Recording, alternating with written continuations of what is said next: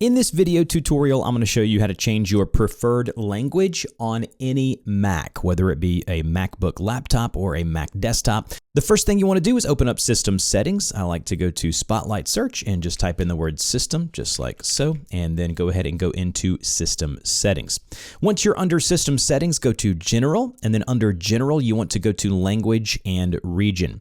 Under Language and Region, you're going to see your preferred languages at the very top, and the one that says Primary is the one that it's currently using. The easiest way to tell if this is working or not is to look at your clock in the upper right-hand corner. So what you can do is you can go to the addition symbol here and then choose from a list of languages. So let's just say you want to change this to a specific language like Japanese. You would select that language, go to Add, and then it says, would you like to use Japanese as your primary language? We'll go to Use Japanese. And then it will ask you which version you want for your keyboard, and then go ahead and go to Add, and go ahead and restart your computer. It'll automatically do that. And then once you have restarted your computer, you can see in the upper right-hand corner, it's now in the language that I just chose. In order to remove languages, you just select them and then hit the minus symbol. So select, hit minus. I'm back to my primary language. If you have any questions about how to do any of this, you can put those in the comment section below.